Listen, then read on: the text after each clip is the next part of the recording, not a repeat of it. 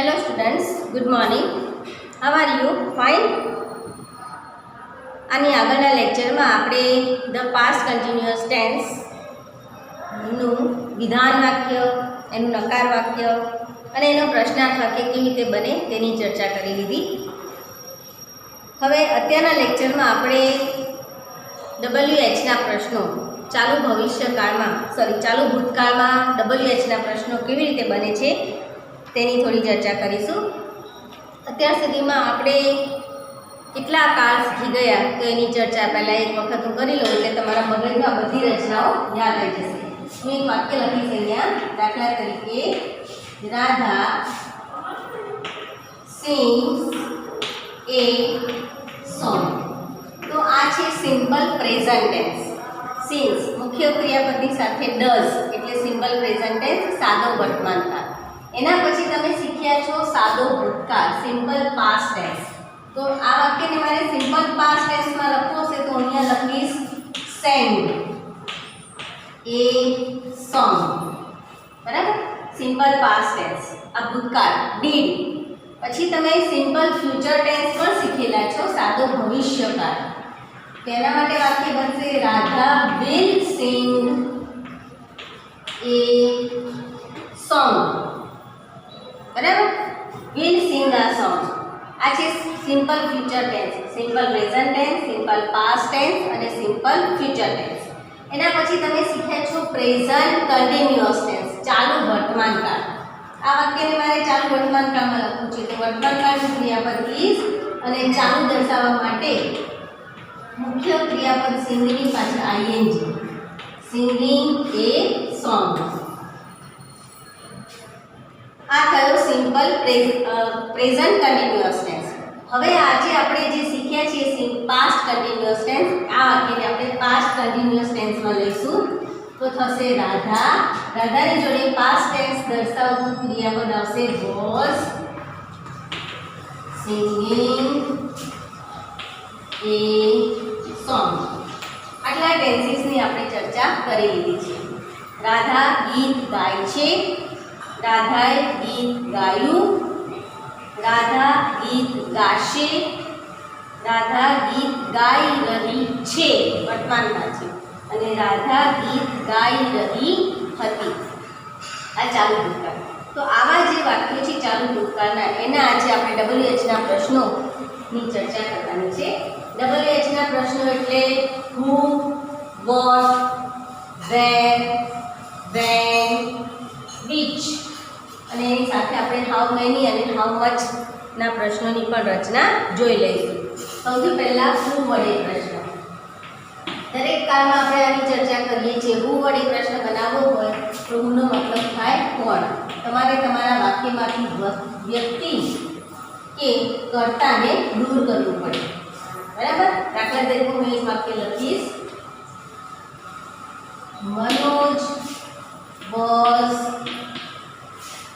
playing kho kho. Manoj was playing kho kho.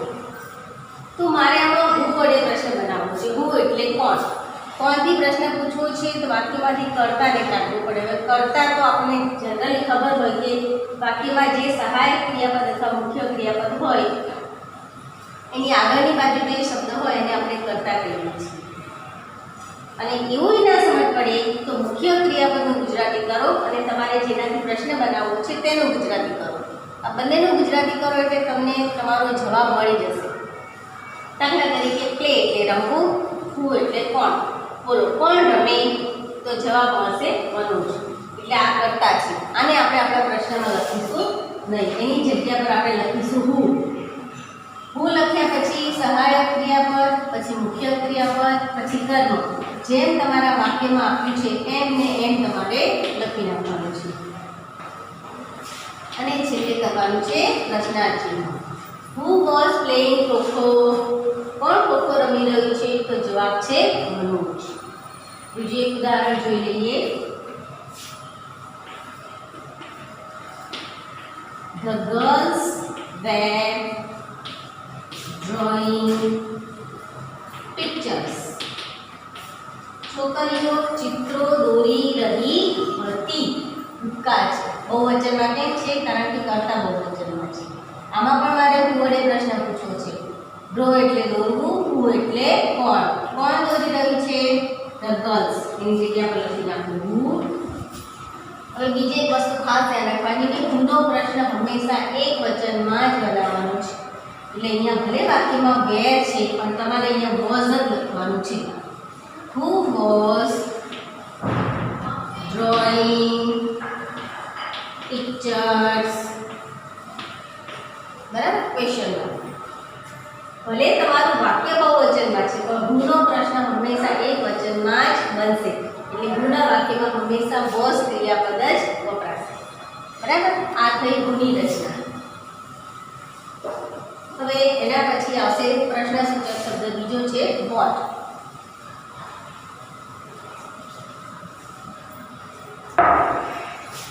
Vote એટલે શું થાય?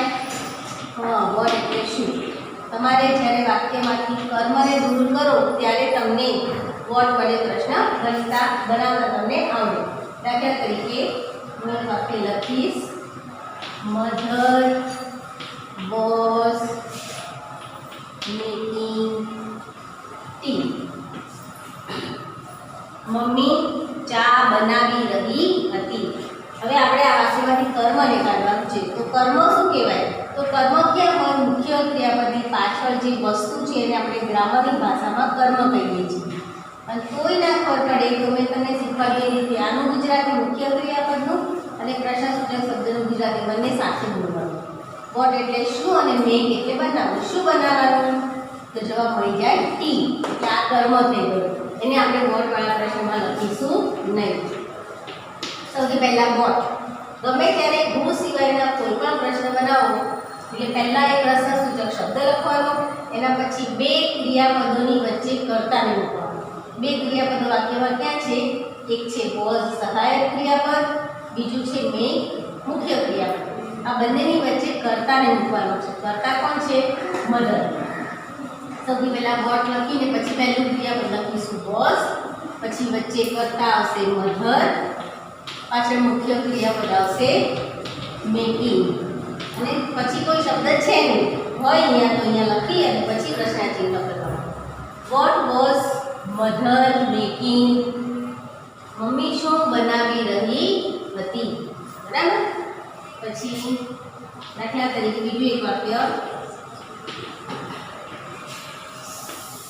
The children were planting saplings. Saplings એટલે છોડ, નાના છોડ.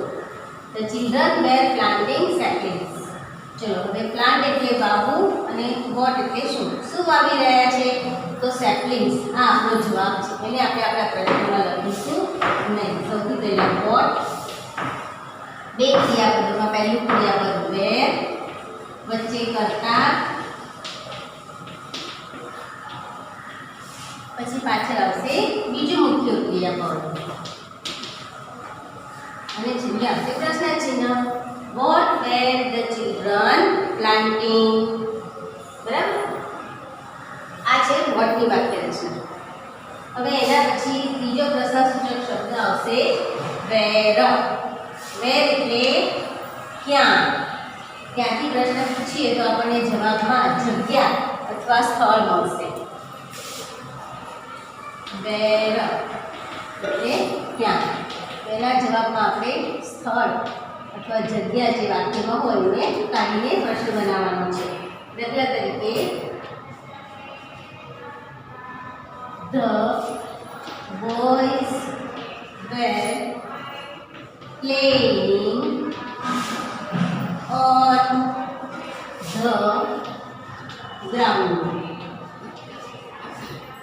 The boys were playing on the ground. છોકરાઓ મેદાન ઉપર રમી રહ્યા હતા. હવે આપણે ક્યાંથી પ્રશ્ન બનાવવાનો છે? ક્યાં અને રમવું. ક્યાં રમવાનું? તો ઓન ધ ગ્રાઉન્ડ. હંમેશા જ્યારે જગ્યા કાઢો ત્યારે જગ્યા, એની આગળ આર્ટિકલ અને એની આગળ પ્રેપોઝિશન. આ ત્રણેય શબ્દોને સાથે વાક્યમાંથી કાઢવાના થશે. સૌથી પહેલા લખીશું વેર, પાછા બે ક્રિયાપદોની વચ્ચે કરતા એટલે પહેલું ક્રિયાપદ આવશે આગળ, બંને વેર છે પણ બંનેનો અર્થ અલગ છે. વેર વેર વચ્ચે કર્તાને મૂકી દો. The boys playing. Question mark. Where were the boys playing? બાળકો ક્યાં રમી રહ્યા હતા? બરાબર. એના પછી એક વચનનું કોઈ વાક્ય લખીએ.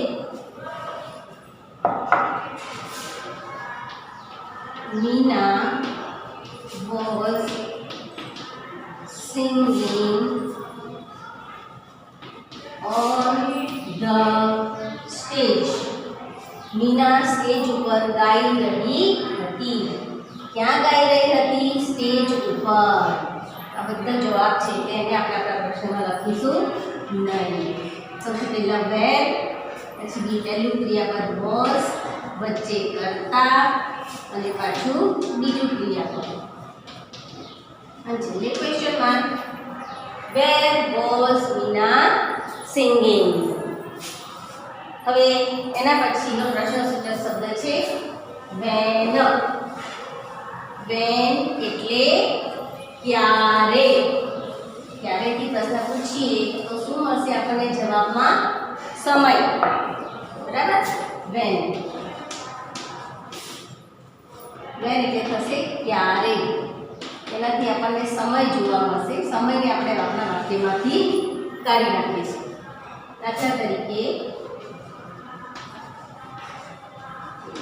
Riddhi was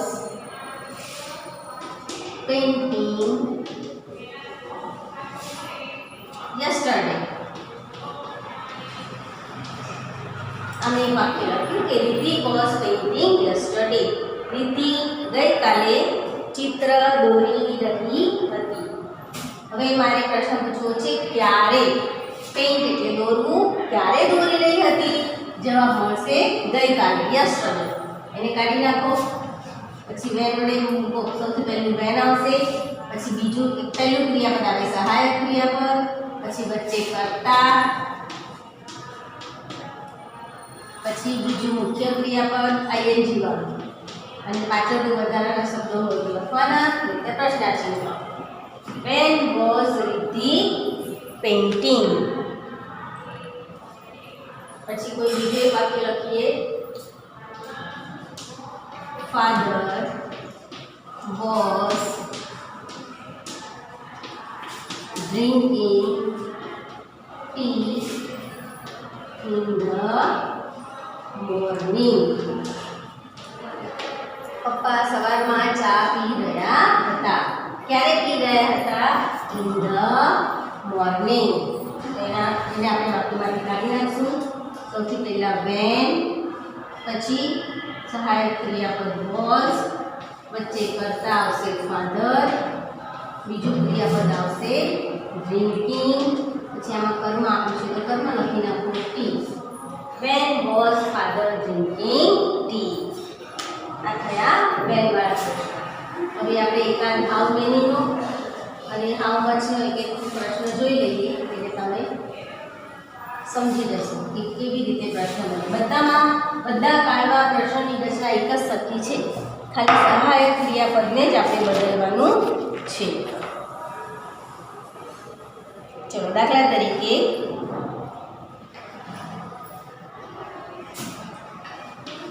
Ila was eating 2 dosas. Ila 2 dosa ખાઈ રહી હતી. હવે આપણે બનાવવું છે હાઉ મેની. હાઉ મેની એટલે કેટલા.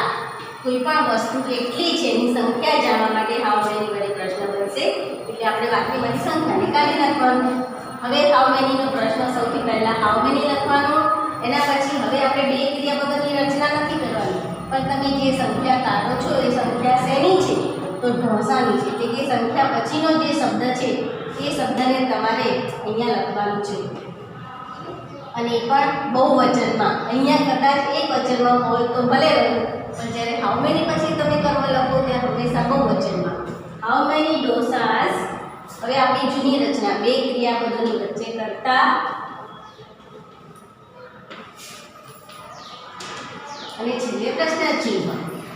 How many dosas was Ila eating? બરાબર, આ છે હાઉ મેની નો પ્રશ્ન. પછી Mayank was drinking a little coffee. Mayank જરાક કોફી પી રહ્યો હતો. હવે જો આમાં મારે બનાવવું છે હાઉ મચ. હાઉ મચ નો પ્રશ્ન ક્યારે પૂછાય? તો જ્યારે તમારી વસ્તુ અનકાઉન્ટેબલ હોય, ગણી ન શકાય તેવી વસ્તુ હોય, એટલે એનો જથ્થો હોય. જથ્થો જાણવા માટે હાઉ મેની વડે પ્રશ્ન બનાવીશું, હાઉ મચ વડે પ્રશ્ન બનાવીશું. હાઉ મચ, પછી જેમ હાઉ મેનીમાં આપણે કર્મ લખ્યું છે બહુવચનમાં, એ રીતે હાઉ મચમાં પણ કર્મ જ લખવાનું છે, પણ એક વચનમાં. કારણ કે હાઉ મચમાં એવું જ કર્મ હોય કે બહુવચન થાય જ નહીં. હાઉ મચ કોફી, હવે પછી આપણી રચના સહાયક ક્રિયાપદ, પછી કર્તા અને પછી મુખ્ય ક્રિયાપદ.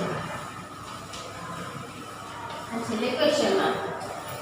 How much coffee was Mayank drinking? બરાબર, આ હાઉ મચ વડે પ્રશ્ન થઈ ગયા. હાઉ મચ અને હાઉ મેની. હાઉ મેની નો પ્રશ્ન હંમેશા, એના પછીનું કર્મ હંમેશા બહુવચનમાં લખવાનું, અને હાઉ મચ પછીનું કર્મ હંમેશા એક વચનમાં લખવાનું છે. બરાબર, ચલો હવે જુઓ, એક વીજ વાળો પ્રશ્ન છે, એની આપણે ચર્ચા કરી લઈએ.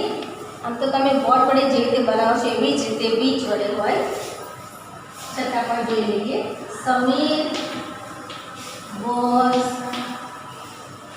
રીડિંગ સંદેશ. શું છે સંદેશ? ન્યૂઝપેપરનું નામ છે. સમીર સંદેશ વાંચી રહ્યો હતો. આને તમે બોર્ડ વડે બનાવી શકો છો. સંદેશને કાઢી નાખો. What was Sameer reading? Question mark. હવે આ જ પ્રશ્નમાં આપણે બીજ વડે બનાવવું છે. તો બીજ એટલે કયું. કયું તમે જેમ બોર્ડ વડે કર્મ કાઢી નાખો છો એ રીતે બીજ વડે પ્રશ્ન પૂછો ત્યારે પણ કર્મ જ કાઢવાનું છે. પણ એ કર્મ કાઢ્યા પછી એ કર્મ શું છે એ તમારે અહીંયા લખવું પડે. દાખલા તરીકે આમાં આપણે સંદેશ કાઢી નાખ્યું, આમાં પણ સંદેશ જ કાઢી નાખીશું, પણ સંદેશ શું છે? તો એ ન્યૂઝપેપરનું નામ છે, તો અહીંયા લખવાનું છે ન્યૂઝપેપર. દાખલા તરીકે અહીંયા કોઈ ફ્રૂટનું નામ હોય તો અહીંયા લખવાનું ફ્રૂટ. ફ્લાવરનું નામ હોય તો અહીંયા લખવાનું ફ્લાવર. કલરનું નામ હોય તો અહીંયા લખવાનું કલર. ભાષા હોય તો અહીંયા લખવાની લેંગ્વેજ. વિષય હોય તો અહીંયા લખવાનો સબ્જેક્ટ. બરાબર, એટલે તમે જે શબ્દ કાઢો છો એ કયા જૂથનું છે એ જૂથનું નામ અહીંયા લખવાનું છે. મેં અત્યારે સંદેશ કાઢ્યું છે, સંદેશ એ છાપવું છે ન્યૂઝપેપર. Which newspaper? હવે આપણી રચના, પહેલું સહાયક ક્રિયાપદ, પછી કર્તા અને પછી મુખ્ય ક્રિયાપદ. આવી રીતે પ્રશ્ન બનશે. Which newspaper was Sameer reading? What અને વિચ એ બંને સમાનાર્થી શબ્દો છે. બરાબર, એટલે બંનેમાંથી તમારે કર્મ જ કાઢવાનું છે. ખાલી બીજમાં વોટમાં કર્મ કાઢી નાખવાનું અને બીજમાં જે કર્મ કાઢો છો એ કર્મ કયા જૂથનું છે તે તમારે ત્યાં લખવાનું છે. હવે તમારે પરીક્ષામાં લગભગ તો હવે સિંગલ વાક્ય જ પૂછાય છે પ્રશ્ન બનાવવા માટે, પણ ક્યારેક એવું બને કે એક વાક્યમાંથી ત્રણ ચાર પ્રશ્નો બનતા હોય તો આપણે એવું એકાદ વાક્ય લઈ લઈએ કે જેમાંથી 2-3 પ્રશ્નો બનતા હોય. દાખલા તરીકે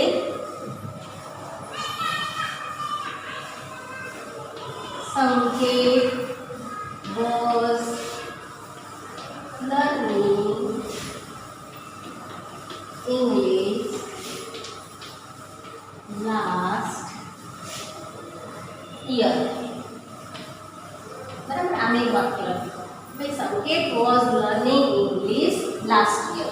હવે જોઈશામાં સંકેત એટલે હું વડે પ્રશ્ન બનશે. આ સહાયક ક્રિયાપદ, આ મુખ્ય ક્રિયાપદ એ તો વાક્યમાંથી નીકળે જ નહીં. આ કર્મ એટલે વોટ વડે બનશે અને લાસ્ટ યર સમય આપે છે એટલે વેન વડે પણ બનશે. સૌથી પહેલા આપણે હું વડે બનાવીશું. who was learning English last year અને ક્વેશ્ચન માર્ક. હવે ઇંગ્લિશ શબ્દ કાઢીને વોટ વડે બનશે વોટ. હવે આપણી વોટની રચનામાં તો બે ક્રિયાપદોની વચ્ચે કરતા એટલે વોઝ સંકેત લર્નિંગ ઇંગ્લિશ કાઢી નાખવાનું છે લાસ્ટ યર લખવાનું છે ક્વેશ્ચનમાં. હવે જો વોટ વડે બન્યો છે તો વિચ વડે તો બને જ બરાબર. આમાંય આપણે ઇંગ્લિશ કાઢવું પણ ઇંગ્લિશ અહીંયા શું છે લેંગ્વેજ અથવા સબ્જેક્ટ તમને જે આવડે એ લખવાનું છે. અહીંયા આપણે લખીશું સબ્જેક્ટ વિચ સબ્જેક્ટ. પાછી આપણી રચના બે ક્રિયાપદોની વચ્ચે કરતા વોઝ સંકેત learning last year question mark. હવે લાસ્ટ યર સમય છે. સમય કાઢીશું તો શેનાથી પ્રશ્ન બનશે વેન. વેન પછી આપણી રચના બે ક્રિયાપદોની વચ્ચે કરતા વેન વોઝ સંકેત લર્નિંગ ઇંગ્લિશ ક્વેશ્ચન માર્ક. બરાબર. આવી રીતે એક વાક્યમાંથી કર્તા કર્મ કર્મનું વિશેષણ સમય સ્થળ વગેરેને કાઢી અને અલગ અલગ આવી રીતે પ્રશ્નો બને છે. બધામાં રચના સરખી છે ખાલી ક્રિયાપદ બદલાતા રહેશે. હવે એના પછી હજી એક વાક્યની આપણે પ્રેક્ટિસ કરી લઈએ. તમે તમારી જાતે ઘરે બેઠા બેઠા હું જેમ લખતી જાઉં એ બોલતા જજો એટલે તમને આવડી જશે.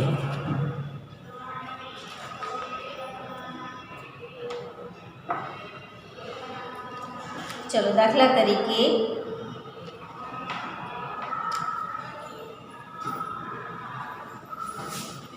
એક વાક્ય લખું છું અહીંયા Manu was buying 10 chocolates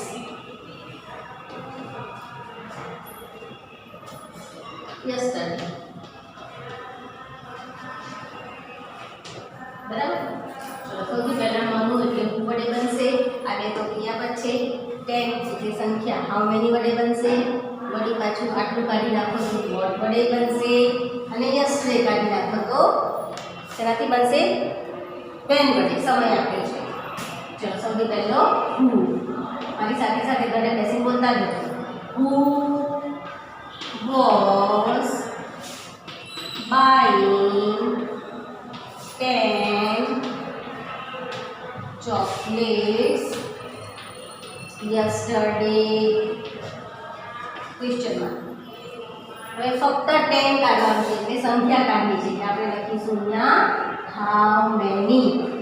how many પછી મેં તમને કીધું હતું સંખ્યા પછીનો શબ્દ બહુવચન કરીને અહીંયા લખવાનો છે chocolates.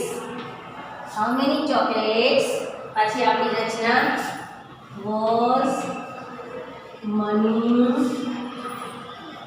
Buying yesterday question mark. બરાબર. હવે 10 ચોકલેટ્સ આખું કર્મ ગણી શકાય તો શેનાથી બનશે વોટ વડે. વોટ વોટની રચના તો ખબર જ છે was Manu buying yesterday question mark. બરાબર. હવે yesterday સમય આપ્યો છે તો શેનાથી પ્રશ્ન બને વેન. વેન આ જ રચના પ્રમાણે when was Manu buying 10 chocolates અને ક્વેશ્ચન માર્ક. બરાબર. જો વોટ વેન અને હજી વેર હોય તો વેની આવી જતા મને ખાલી આ શબ્દ બદલાય. જો આ બંને કોપી છે એટલે ખાલી પ્રશ્નસૂચક શબ્દ બદલાશે. બાકી સહાયક ક્રિયાપદ કર્તા અને મુખ્ય ક્રિયાપદ આ રચના વોટ વેન વેર ત્રણેયમાં સરખી આવશે. હાઉ મેનીમાં આવશે પણ અહીંયા વચ્ચે ખાલી કર્મ મુકાશે. બરાબર. તો આવી રીતે WH ના પ્રશ્નો પાસ્ટ કન્ટિન્યુઅસ ટેન્સમાં બને છે. અહીંયા આપણો પાઠ પૂરો થાય છે. જે કોઈ ફોટા પાડીને મોકલું અથવા એક્સરસાઇઝના ફોટા પાડીને મોકલું તે બધું તમે વ્યવસ્થિત રીતે નોટમાં લખતા રહેજો. બરાબર? Thank you.